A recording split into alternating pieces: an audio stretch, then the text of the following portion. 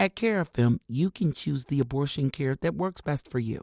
With in-person visits in Atlanta, Chicago, and the D.C. area, or medically supported abortion pills by mail in 20 states. Some people feel more comfortable meeting with a provider in person and leaving either no longer pregnant or with pills in hand. Others prefer getting abortion pills by mail. Just fill out a short online form and, if eligible, your medication arrives in a few days in a plain package. When you choose abortion pills, Cara, our text-based abortion companion, is with you every step of the way, offering 24/7 support and answers whenever you need them. However you get care, Carafem will support you every step of the way. Learn more at carafem.org. This episode is brought to you by Indeed.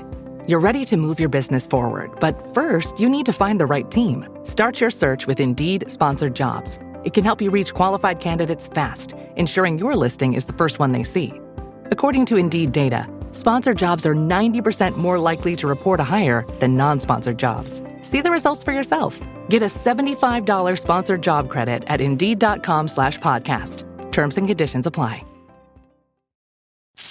Hello, I'm Diane Morgan. If you know who I am, you know who I am. If you don't, who cares? I'm here to explain Italian Time, a holiday phenomenon where Italians throw away their clocks and gather for eternity with San Pellegrino.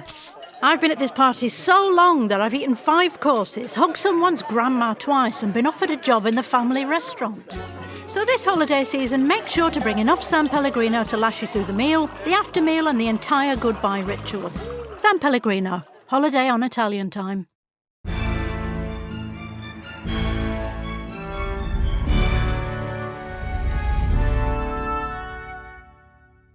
Hello and welcome to this year's Books of the Year podcast. Listeners, books discussed will likely have an episode on the pod associated, so links are in the show notes for both book and podcast. It's the same team as you'll have heard before, so without further ado, I'll hand you over to me introducing the gang.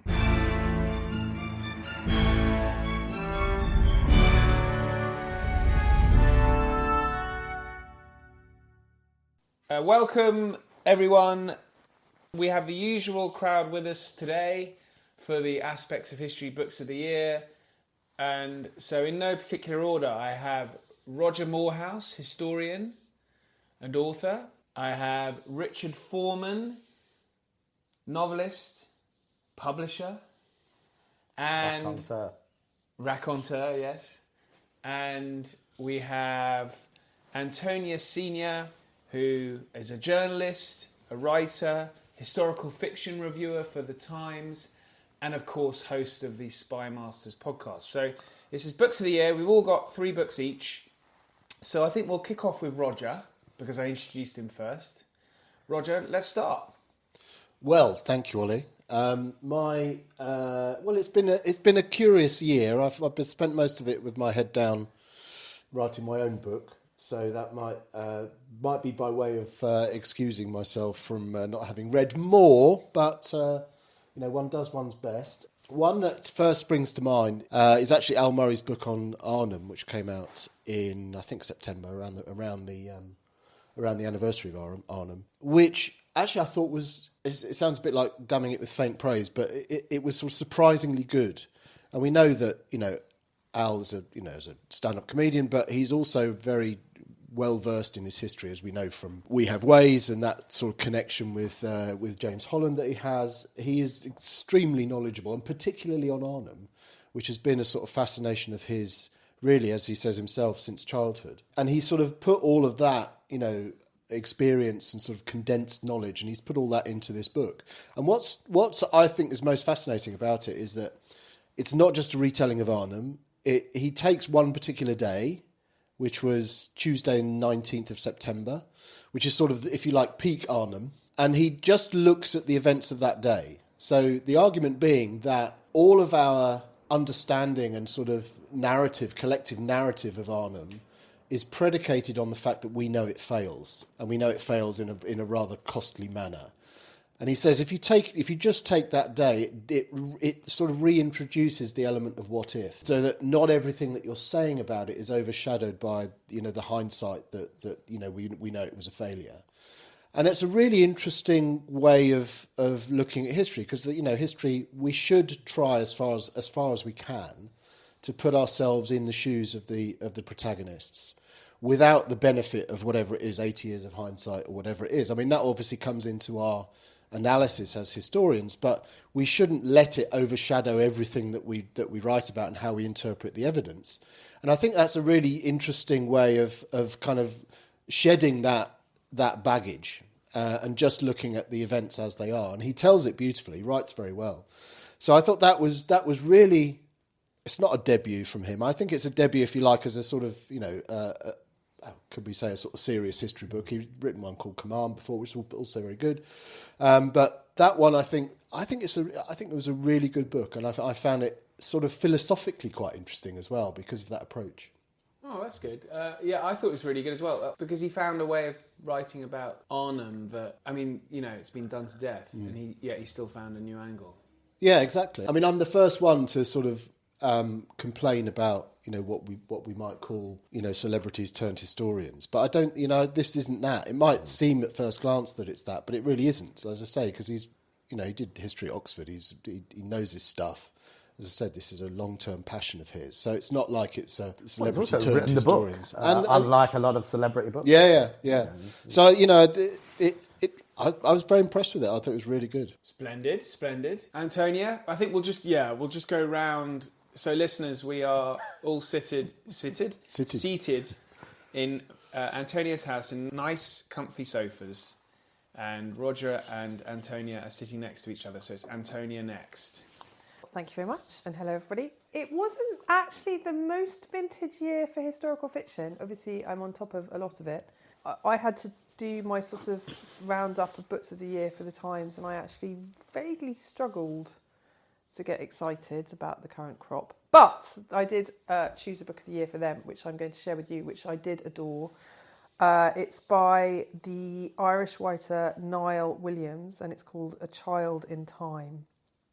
And it's about a GP in Ireland who sort of lives a life, I guess, of kind of quiet desperation.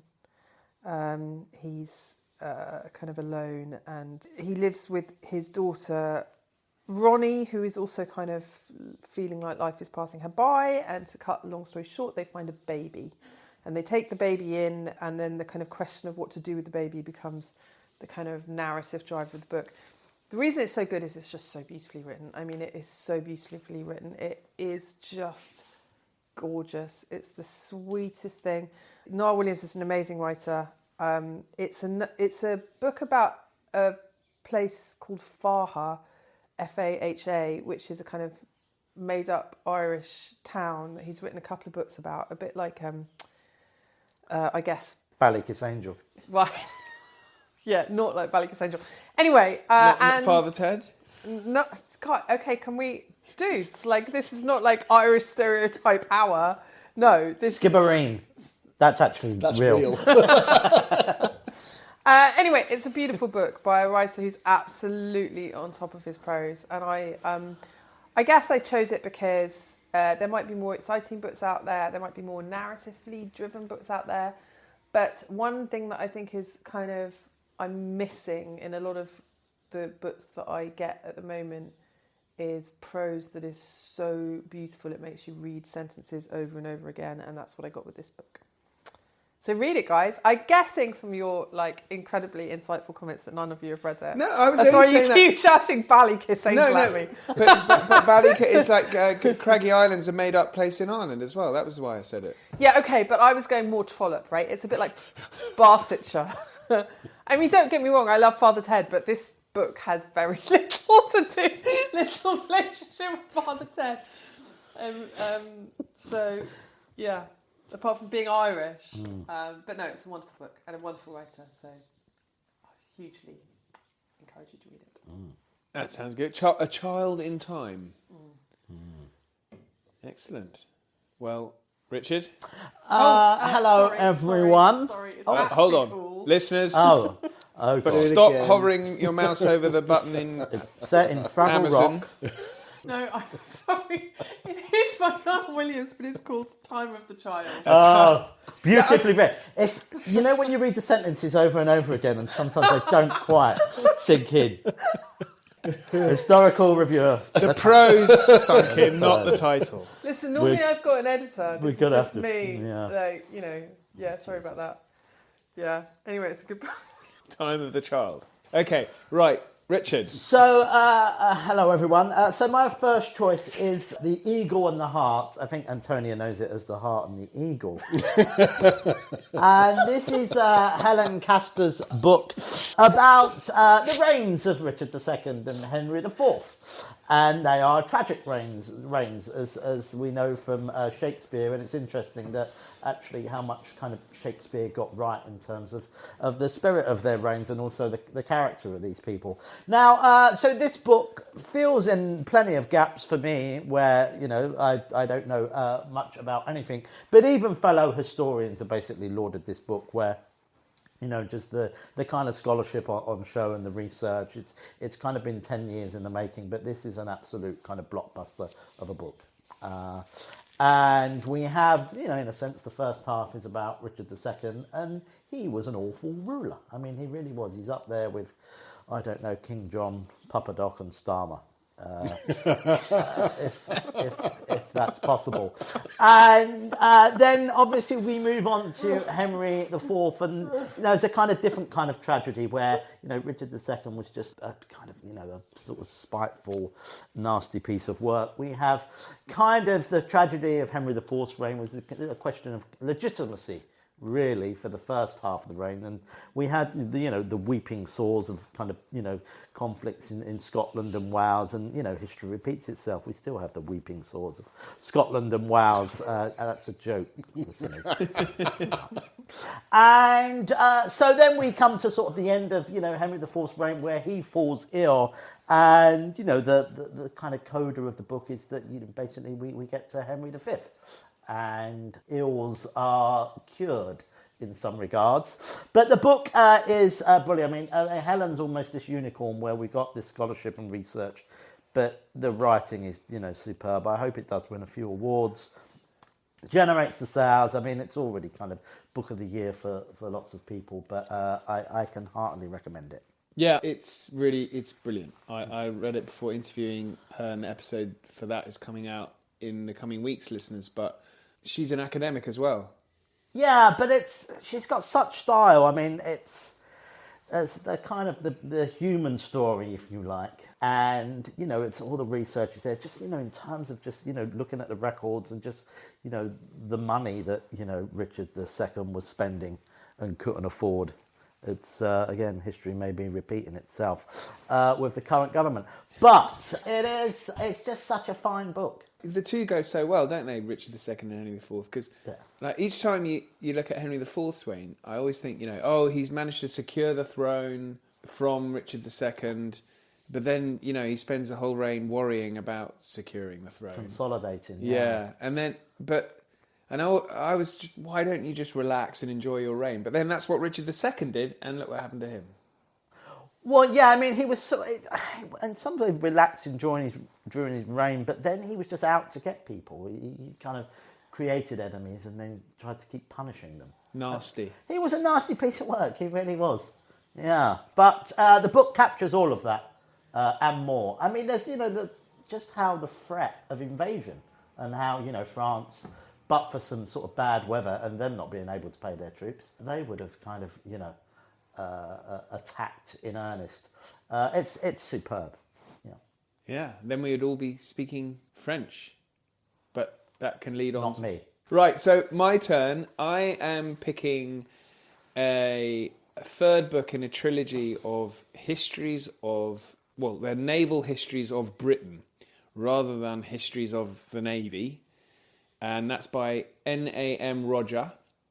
And this, I think these three epic books, and they're hefty tomes, listeners, but they are fantastic. They start, I think, in the late 7th century AD, all the way up to 1945. So this final part in the three begins in 1815 with victory over the French in the Napoleonic Wars. 10 years before Trafalgar's happened, so the seas are ours. And then it's so interesting reading about a a time where Britain has no real rival on the seas. It is unsurpassed, and that's a problem because that means a rot sets in the Admiralty where they basically start running out of officers who've had experience, fighting experience, and then they've also the steady creep of the civil service, the bureaucracy who want to, save money, inevitably.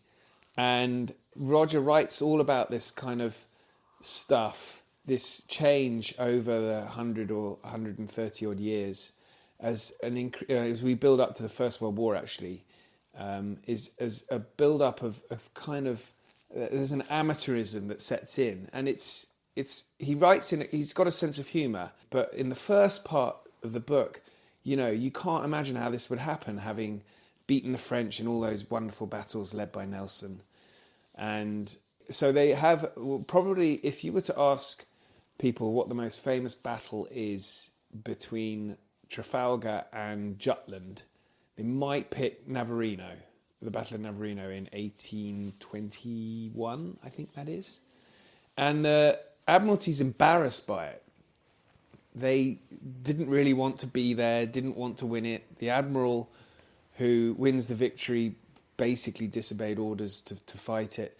And the way he writes about that is it really does shine a microscope on the limitations of the Admiralty that had set in quite early on in the period after the Napoleon Wars. And then obviously this leads into the First World War where, it gets quite serious, and it turns out that Britain's not prepared as much as they think they are.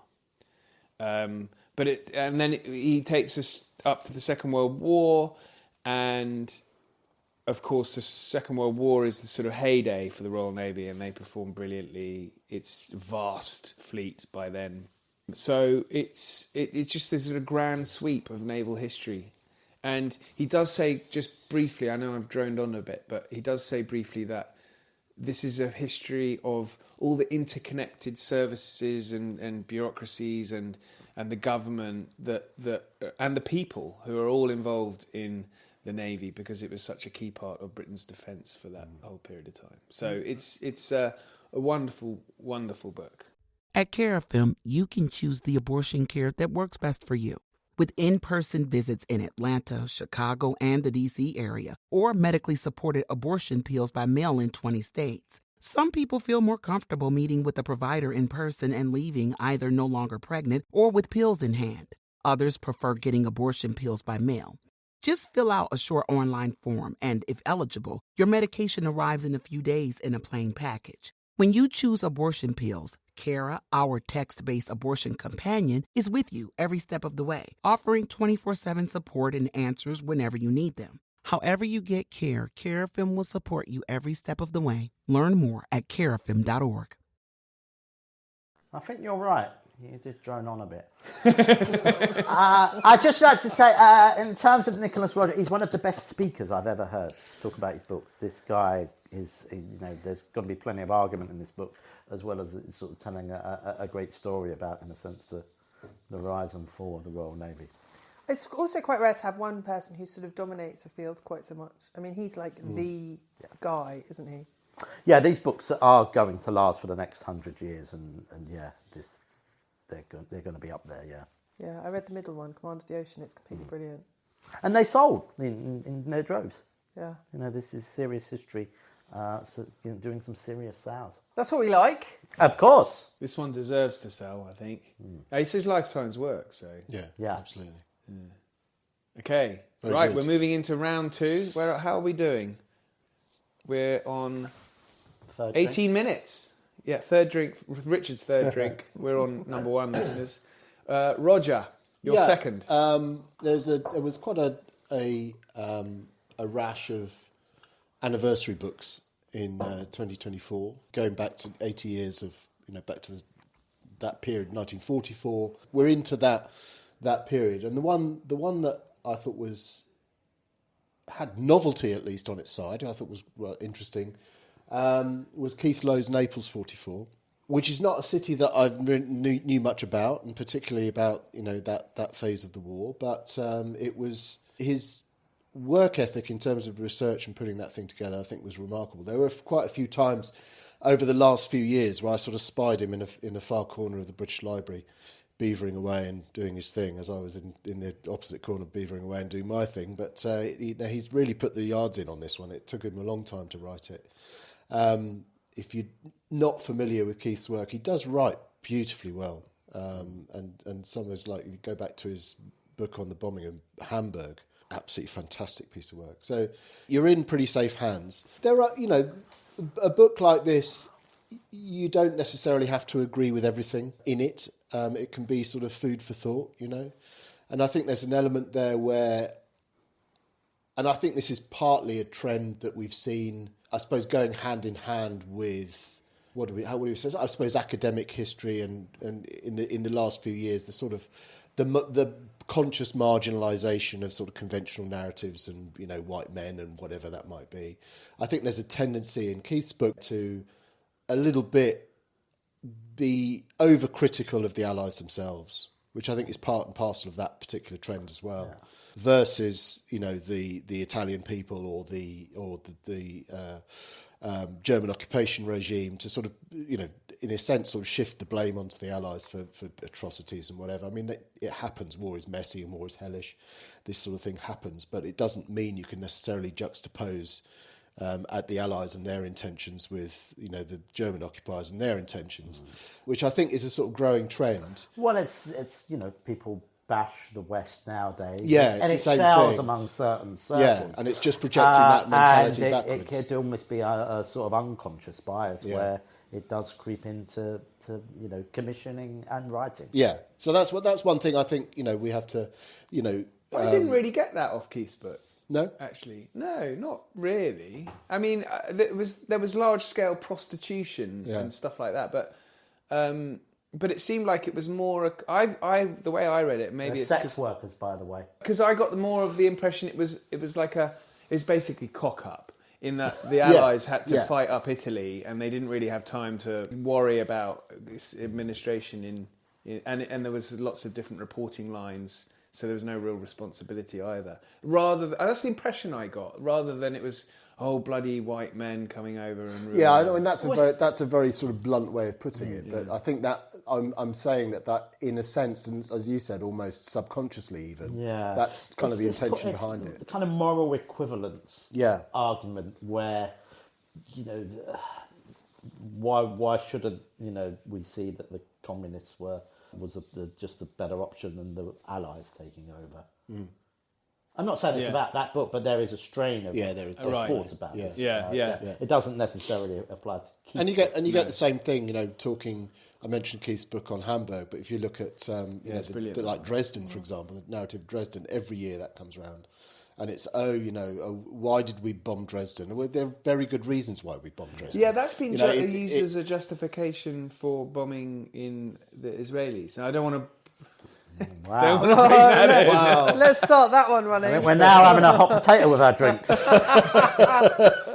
Yeah, I realised I shouldn't have said that when I did. But yeah, Dresden, as you say, it always gets brought up. Yeah, and it's just brought up as a sort of, woe is me, what the West is so awful. It's ahistorical that. Now that's one end of the spectrum. I'm not putting Keith in the same category, but I think there was a whiff of that. But the book generally, I thought was really well done.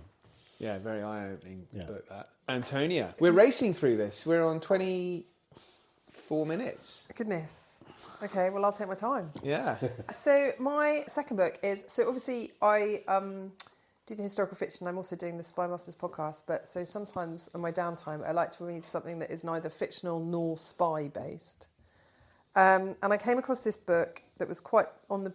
It was sort of a bit of a bestseller this year. One of those kind of left field ones. It's called The Wide, Wide Sea by the very Americanly named Hampton Sides. And it's a... sort of narrative non-fiction account of Captain Cook's final voyage. And it's completely brilliant. I mean, it's completely brilliant. I mean, it falls into my area of of interest because I'm completely obsessed with Patrick O'Brian, and this is like reading a non-fiction Patrick O'Brian. Was this Tahiti? Yeah, so I mean, he does all sorts of things. Like, so he explores up near Alaska, and he goes back to the kind of Polynesian islands where he's been in previous voyages, only to discover that his previous voyages have infected the entire island with terrible venereal diseases. And there's so many things to love about this book. The first thing to love about it is it's just so brilliantly written, and you're just carried away. And I know it's an overused cliche that it reads like a novel, but it really does. The second thing to love about this book is that it doesn't shy away from the fact that, you know, Captain Cook has become a slightly wearisomely controversial figure in the modern world. What? Oh, come on, you know, all the kind of nonsense about him being a kind of like imperialist. So it doesn't shy away from those arguments, but basically it brushes them aside and says, look, you're judging him by modern criteria. This guy was incredibly brave. He was incredibly talented. By his final expedition, he was tired, he was old, he was knackered, he was ill, he had backache, and he was grumpier than he'd ever been, and he was still an amazing captain who did incredible things. We've all been there. Overcooked. What, being brilliant and brave? Yeah. And grumpy. And grumpy, yeah. So yeah, fabulous book. Highly recommend it. And I'm going to go out and read everything else Hampton Sides has ever done.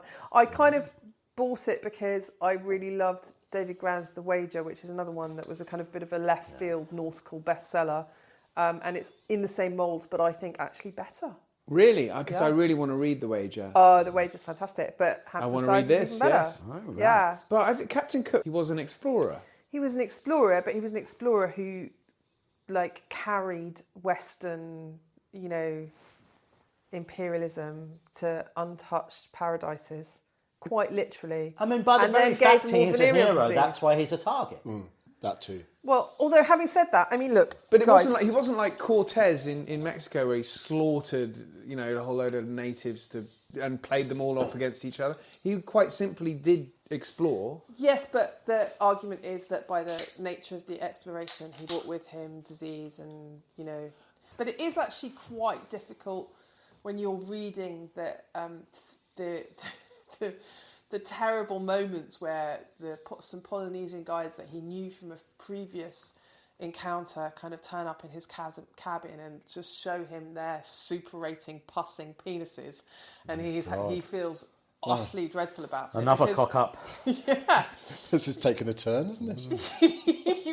You're going to also have empathy now. You had empathy for Captain Cook a minute ago. Now we're back now in the superating, pussing penises. Yeah, obviously a bastard. I mean, that chapter's all bollocks. So look, I agree. Kind of, you know, these are kind of overdone tropes of late. You know, of course, it was an exploration voyage, but on the other hand, that exploration did come at a price. So that was the dark side. Yeah, and Hampton Sides does not shy away from that. No, it's important not to. But then at the same time, the other side of it, you know, I think. The Australians, for example, used to have a Captain Cook Day. There is, yeah. It's a holiday. And that's been the cause of protests in the last sort of 10 years of, you know, the sort of workerati and the rest of it. And completely, you're right, you know, don't shy away from that. But, you know, that's not the intention of what he was doing. It's an unfortunate byproduct. And it doesn't and it shouldn't cast everything else he did into the shade.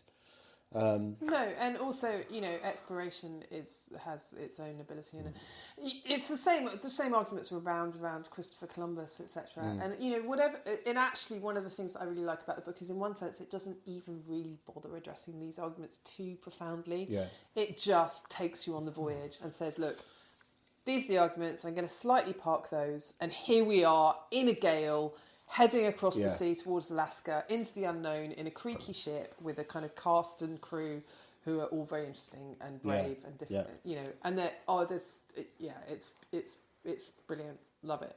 Actually, it reminds me, talking about that, one of my favourite books is, I think the author was called Mike Dash. And he wrote Batavia's Graveyard, which I just thought was absolutely fantastic. I mean, it's a couple of generations before Cook, or a few generations before Cook, and it's huge, just absolute. It's a ripping book. It was huge, yeah. I mean, actually, I don't know why there are not more books about. And it's one of these things, you know, naval history sells. Yeah, both fiction and non-fiction, but in terms of the commissioning of it, Yeah. There are spaces. Well, People are not, and it's got that natural kind of claustrophobia to it because you are enclosed. I mean, dare I say, the same thing with U-boats. It's the same thing. Natural claustrophobia, and the way people rub up against each other. Sometimes they get on, and a lot of time they don't, and that becomes part of the narrative. No, there's plenty of triumph and tragedies. It's got the lot. Yeah. And often it was recorded as well. I mean, they're writing stuff down by then. Well, it's interesting that the two, David Grann's Wager became a massive out of the blue bestseller. I mean that. Although he's quite a big author anyway. He is got a big author. kudos. Killers of the Flower Moon. Killers of the Flower Moon. Yeah. But I mean, not massive recognition in this country, and then suddenly the Wager's everywhere, and it's quite an obscure. I mean, it's not. I knew it because.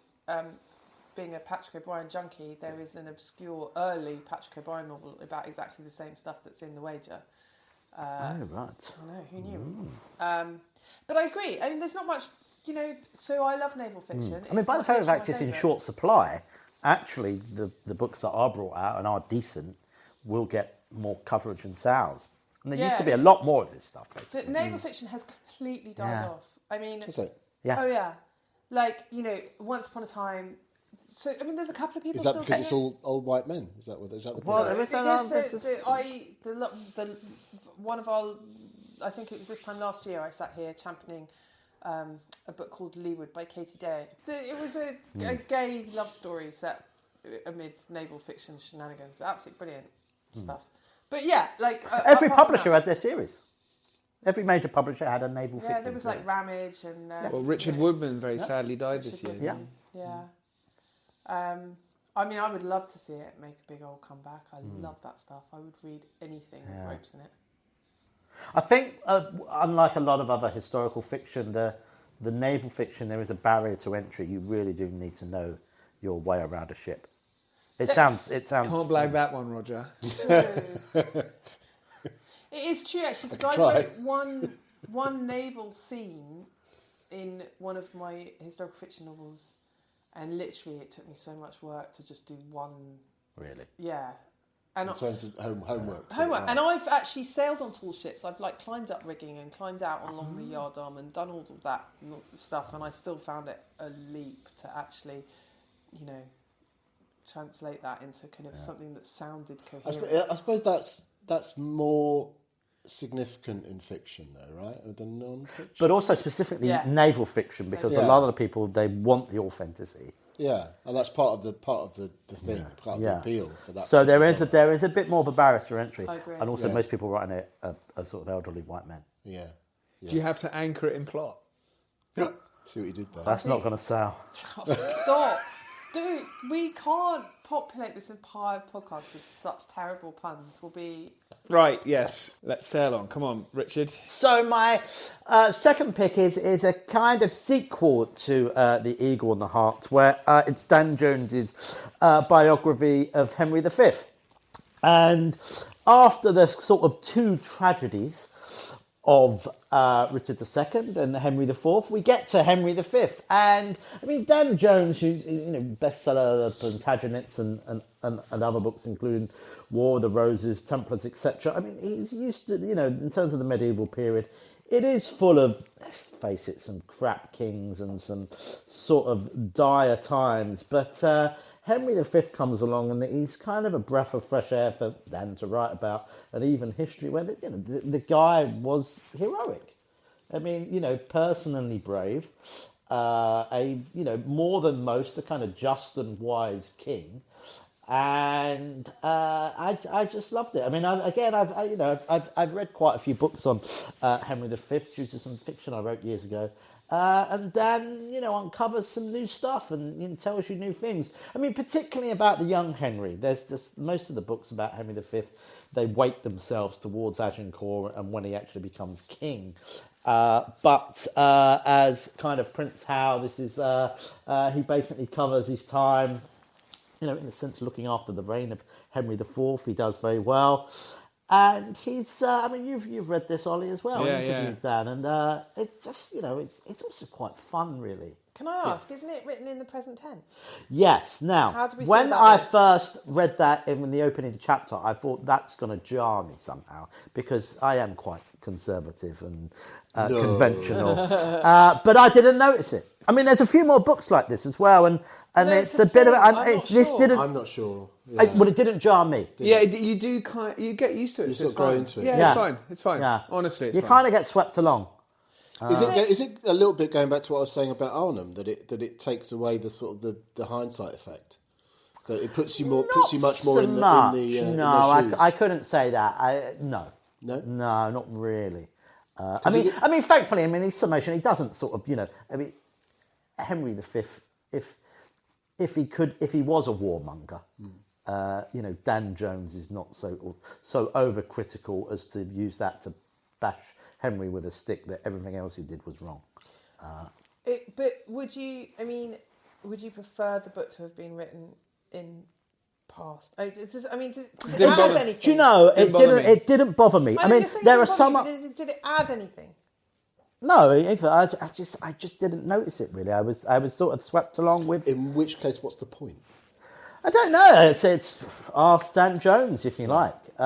He addresses the point in his preface or something, doesn't he? Yeah. I mean, there's a few other books like this. This is becoming a bit more of a trend. And some people have said, in terms of other books, it's jarred them, but I don't know. I don't object to it, actually, because I think one of the things that sometimes is you get in historical fiction that you don't get in kind of well-written history is that sense of the historical present, the sense that the people involved don't know what's going to happen. And it's an obvious point, but sometimes it's not made clear enough when, that actually everything, the decisions people make, they're taking in the present. Yeah. And I think maybe it can help with that. Maybe having more stuff written in the see that, present. and that's why I mentioned Al Murray's book, because that's where he's coming from with that. But that's not single day. No, it's not. But he takes a single day and almost kind of strips out the baggage of hindsight by doing that. I mean, funny enough, you have Anthony Beevor's book on Arnhem, where at the very beginning he basically said, "This was always going to fail." Exactly. Now. The book sold in its gazillions, and God bless that. But you are taking some jeopardy away. I mean, history books are still it's the art of storytelling. Historians are storytellers. But it's also the arts of analysis, which depends on hindsight. So I guess that's the question. And then there's a balance there to be struck. Yeah. So I get that a lot when the few bits of TV that I get offered that I take. Very often they say they want everything in the present tense, which kind of it does jar with me, because in my mind it's all so and so did that and he thought that and this happened and so on, and to sort of when you're ad-libbing for the camera, I find it very difficult to put all that in the present tense. I mean, in terms of a sort of the longer analysis and the arc of Henry's life. I mean, again, it covers a lot of young Henry, where you see the seeds being sown of, a great military leader, a sort of good statesman, and it all happened when he was younger. So when we get to, in a sense, his glory years, we knew, Henry as a younger man. And it's a kind of simple thing, but with most biographies of Henry, they've not really gone into that much. Again, I mean, this book should serve as a biography for Henry V for a very long time.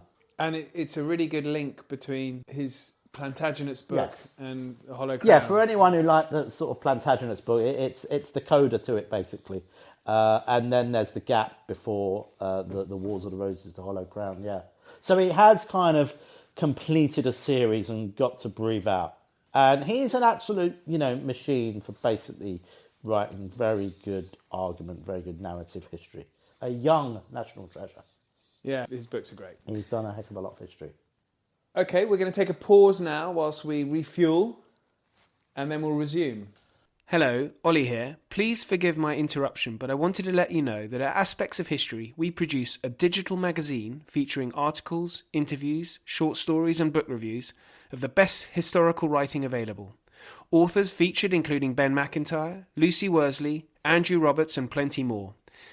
An annual subscription is available for only $9.99, that's pounds or dollars. Yep, you heard that right. That's 6 issues for under £10 or dollars. Head over to aspectsofhistory.com to subscribe, where you can also gift subscriptions since Christmas is coming. Now back to the show. Right, so my second book is The House of War by Simon Mayle. And this is a book that covers a lot of history, but much more than The Price of Victory. This goes from basically the clash. It's basically the clash between Christendom and the Caliphate, or you could update that to Christianity versus Islam, which is a book by Simon Mayle. He is a former soldier. Fought in Iraq and Afghanistan. He studied history at Oxford and then went straight into the army. And now he rose up. He became, I think, a lieutenant general. And now he's written this book that...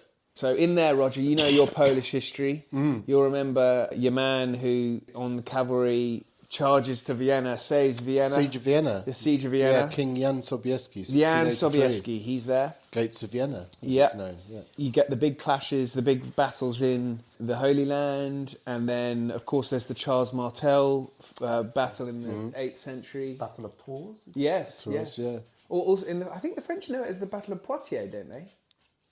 I don't know. I think they do, yeah.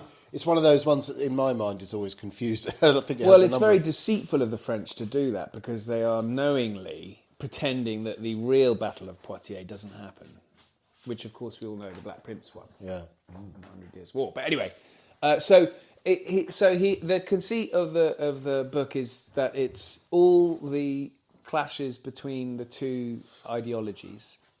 That sounds brave. It does sound brave, but he's a soldier. Yeah. Yes, he is. And as he sensibly points out, we do talk a lot about, and he's been a guest on the podcast to talk about it, so listeners, if you missed that, check it out, it's really interesting. But he does stuff like, we all talk about the Crusaders invading the Holy Land and fighting the Saracens, but no one really addresses the fact that the Moors conquered most of Spain. Yeah. And that seems to have been kind of forgotten about when we're talking about the whole who was colonising who. And so he just takes a different perspective. He's very interesting on Iraq, because I asked him about his experience in Iraq and Afghanistan, and, you know, when George Bush used the word crusade, he said, well, what did he say? It was quite funny. He said, well, George Bush isn't known for being a historian, so perhaps we can forgive him saying the word crusade. But really, that was actually how it was viewed in that way by certain elements that just made things a little bit more difficult than they needed to be. He's very reasonable. So for him, the idea of the book grew out of that experience, did it? Well, he's got a lot of knowledge of the Middle East. I think he's working there today, and I think he studied Middle Eastern studies at... I mean, there's a lot of soldiers... You've met him, haven't you? Yeah, he's funny. I met him at lunch. But there's a lot of soldiers where they studied history at Oxford, Cambridge, wherever, and they had long career in the army, but history was their passion, and they're just going back, and it's unfinished business where, you know, back in the day they may have wanted to be historians. And... Well, I like the premise very much. You know, it's sort of it is an untold story, because it's one that, you know, certainly for the last 50, 100 years, nobody would touch. So, you know, to actually it's pick probably that up not going to get on it. the school syllabus nowadays. It probably should, won't. though. It should, yeah. Yeah, no, I agree. It's perfectly... I agree. He's very careful on saying that, you know, the problem in the West is we don't really understand the Middle East. Yeah. And you should just go there with a little bit more respect. Or if you're speaking to someone who has knowledge of that area, just be a little bit more respectful. And he said he doesn't think that we are particularly respectful. So I think, you know, if I'm sounding like it's some kind of, you know, Trumpian type approach to... No, I wasn't taking that. Yeah. But I think, you know, it's overshadowed by our sort of modern blinkers and our modern prejudice to a large extent. So anything that tilts against that's got to be a good thing. Yeah, absolutely. So, yeah. I don't know. I for one welcome our new Islamic overlords, just for the records. No blaspheming in this podcast. Inshallah. Roger Moorhouse's email address is available to any jihadis listening. Got a big post box. Yes. Roger, so... I'm going with my third pick is I'm going with Adam Zamoyski's Isabella the Valiant, which I read and I reviewed it in the summer. What can you say about Adam Zamoyski? He's one of the absolute titans of Polish history, and there are a few of them. Norman Davies, of course, My Old Mucker is another one. But there's one in this room? There's one in this room. It could be said. There's two. There's two. Said. You mentioned it. Just the two. Just the two.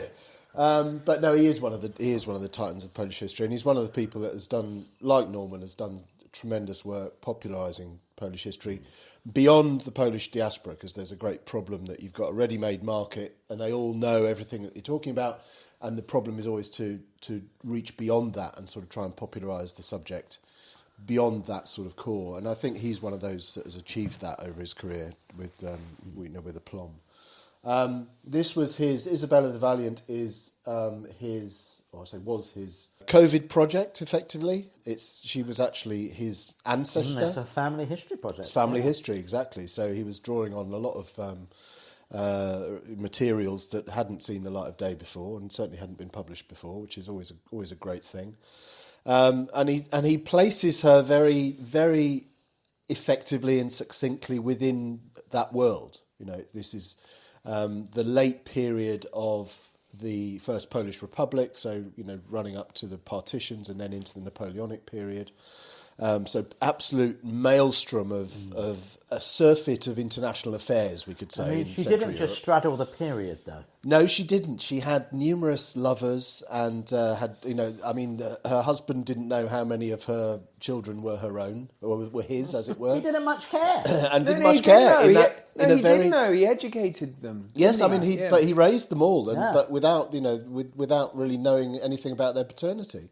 And to some extent, that was kind of the world. That was certainly the world of the nobility. Into the and that's fascinating. Yeah. But also, she was a complete sort of autodidact. She sort of taught herself pretty much everything, both in terms of high culture and mid culture, and then also how do you run an estate, which she obviously had to do as well.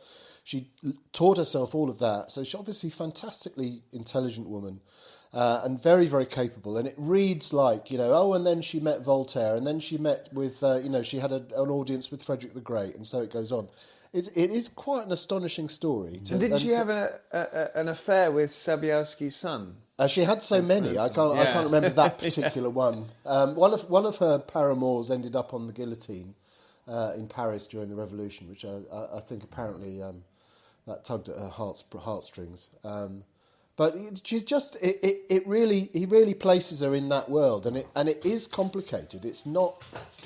But it's quite. You have to say it's not necessarily an easy read. It's relatively short and it's quite pacey, but there's so many references being dropped that it quite kind of you in a way you need to keep your wits about you, or maybe have a bit of knowledge of that period anyway. But in terms of original research, he writes beautifully. Yeah, I mean, he's a high stylist. It's he can put a sense together like a few others. Yeah, he's fantastic. So, listeners, episode is on the podcast with Adam talking about this book. If this piques your interest, it should. I mean, there's a gift as well for your wife, mum. Going to be sexist. It's a ladies' book, predominantly, but not exclusively. I don't think so. What's a ladies' book? I don't think it is at all, though. I completely disagree. It's a bit like the books I'm seeing in your library right now. Oh, really? Well, Antonia, we're shifting from Adam Zamoyski's Isabella the Valiant. Well, as a lady, I feel like I should now picking something involving crinoline and, I don't know... Bodices and lovey shit. But no. So, obviously, this is the year that I've been running Spy Masters, which is the kind of sister podcast to this one. And it's been going a year, and it's been great fun. Link is in the show notes, listeners. Thanks, Ollie. So I want to pick a spy book, and my favourite spy novel that I've read this year is by the amazing Ilana Berry, who is herself a former CIA officer, and she worked in Iraq, and she was handling agents, handling sort of informers and stuff, and she's an incredibly interesting woman, and interview is well worth listening to. But the book is also fantastic. It is called The Peacock and the Sparrow, and it is set in Bahrain during the Arab Spring. And it's a kind of it's a sort of old school spy novel in one sense, because it is a character-led, morally murky, fascinating look at a sort of period in history that's quite difficult and quite nuanced through the lens of a kind of espionage plot, and it's just fantastic, and I highly recommend it. And she brings all her accumulated knowledge of what it's like to work for the CIA into the writing of the novel, which gives it a sense of authenticity. But she's also a really fine writer, because, you know, plenty of people have worked for spy agencies and then Stella Remington wrote a spy novel, right, didn't she? Mm-hmm. So, you know, lots of people who have worked in that field then try and make the transition to novelist. But actually, being a novelist is not that simple or that easy. And Ilana Berry, I think, is one of the few who... Different skill set. So. Well, to be honest, one interesting thing, and we talked about this in the podcast, is actually that there is some similarities. You know, you still have to be a kind of observer. You have to sometimes sort of be a bit dishonest with the people around you, because you're kind of using their stories for your own kind of profit. So it's not dissimilar in how you go about it, I guess. But just because you're a good sort of dissimulator doesn't mean that you can string sentences together. True. I mean, she's working within a spy and or literary tradition, because a couple of people told me it basically leans into the Quiet American. Yeah. She's basically... I mean, you know, I guess if you were being ultra critical, which I'm not, then maybe it's a little too leaning into the Quiet American. Oh, really? Well, there are worse crimes, I think. I mean, she's basically, it's so famous a book that it's you know, it's honour in it. It seems. I feel a little bit like it's a bit like if you say sort of transported into Bahrain. The Tailor of Panama that Le Carré wrote. Yeah. Yeah. Absolutely. Yeah. And I kind of feel like it's a bit like, you know, with something like Tolkien, like, right, you can't write a fantasy novel without having Tolkien in your mind, even if you reject his... Ilana is writing another one, will happen on next year. Is this her first? Yeah. She's got lots of awards. It's the real deal. Really? I thought she was a seasoned author. No, it's a debut. She's one to watch. You heard it here. I think she's a really excellent thing. I think that the interesting thing will be whether she... So much of, I think, of her experience went into writing this book, that it will be interesting to see whether actually there's another equally good book there. Like, you know how, like, maybe some Vietnam vets wrote, like, one brilliant book Born about on the Vietnam, 4th of July. Right? Yeah, because you've got, like, enough copy for one brilliant novel, but then maybe Michael you Hare, haven't got... Dispatches, wasn't it? That was very good. Well, I was thinking of Carl Malante's Matterhorn, but that's one of the best books I've ever... That's the only thing he wrote? No, he wrote a second novel that was terrible about unions. It was the worst book ever. So I think sometimes if you're bringing loads of your personal experience to bear on a subject... and you put your heart and soul into that book, and it's possible that that's the only one you've got. So do we know if it's going to be a series or it's going to be? Okay. I think so. No. I mean, David McCloskey is the other one who's making waves at the moment. Another former CIA guy, and he's now written 2, and he's got a 3rd one out in January. And hopefully, I'm going to have him on the podcast again because he's fantastic and has just launched a new podcast with the Rest Is History crowd called The Rest Is Classified. Well done, those guys. Not, you know, it's fine. Ridiculous, the title of the podcast, isn't it? I don't know, but it's straight in at number 1 on Apple Podcasts. Is it? Yeah. Wow. Good for David. He deserves. Good for David. David's brilliant. And Gordon Carrera. And Gordon Carrera. We're not advertising a rival podcast on this podcast. No, let's not. If they pay us, we will. Yes. Then we're theirs. I don't think they need to be fair. But yeah, I don't know if it's if there's another one coming. But yeah, she's awesome. So yeah, looking forward to another year of top spy novels and whatever. And I'm finishing off my own spy book now. So yeah. And when's that out? Well, not till 2026, Roger. Thanks for asking. So yeah, 2025. What a year that's going to be. Indeed, huge. Yes. Enormous. Yeah, because there's a big book on U-boats coming There's out. a big book Roger on U-boats Moorhouse? coming out in October 2025 with William Collins. Very Mike exciting, himself. Roger. Indeed. Looking forward to that. Yes. Okay, and so Richard, I think we're getting to your... Well, this is not, I wouldn't say this is a book of the year, but this is one of the gift books of the year. In terms of a stocking filler, and it was put together by someone around this sofa, our own Oliver Webb Carter. So we have Military Matters, which involves a lot of our kind of favourite authors from aspects of history, contributing various interviews and articles on military history. And we've got ancient history, we've got medieval history, we've got World War One, World War Two. We got the lot. War seems to be quite ever present. Napoleonic Wars? Lovely. Yeah. Yeah. Any contributions by Britain's top Nazi historian? Yes, Roger's Yes. written something in there. Yeah. Our greatest did I Nazi write? historian. Yeah. Yeah. Top Nazi historian. We couldn't get Zamoyski or Norman David. Wow.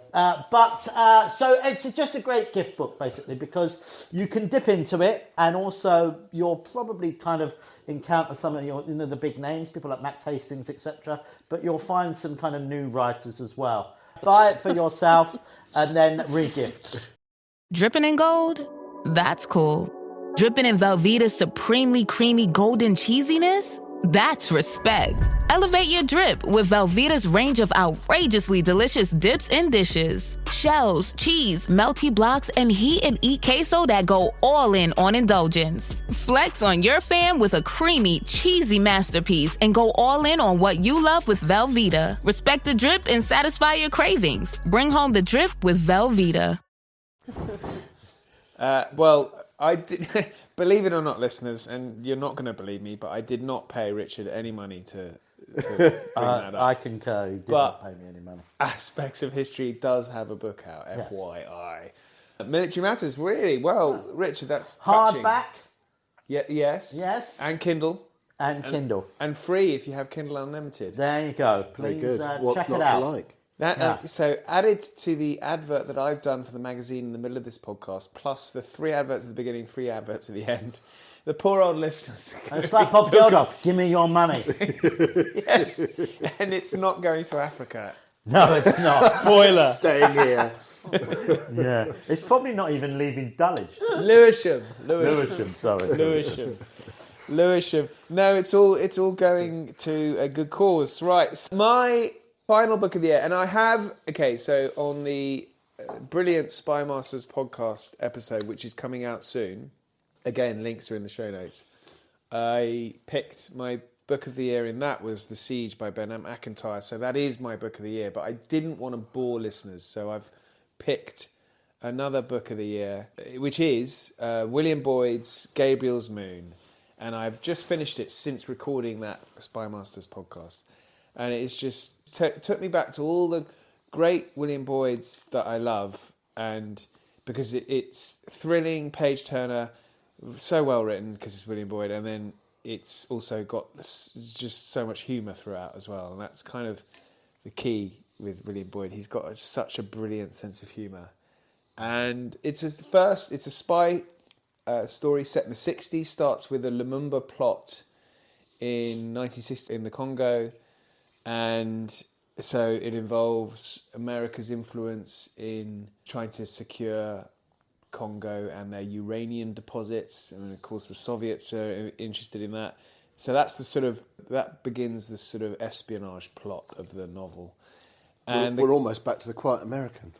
Yeah, maybe, but you're not there for long. And then the protagonist is Gabriel Dax, and he's just a brilliant William Boyd type character who likes a drink, is a travel writer, he lives alone in Chelsea, he has a girlfriend who works at the Wimpy.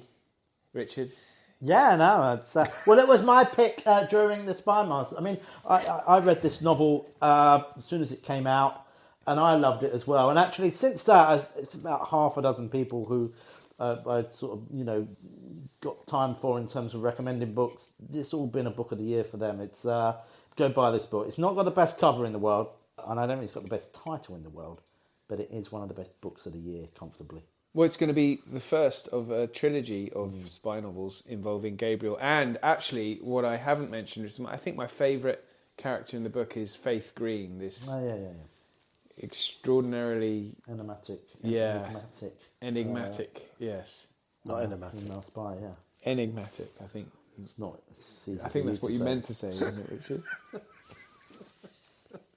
What is it about these writers who drink in the William Boyd novels? Tell me about those.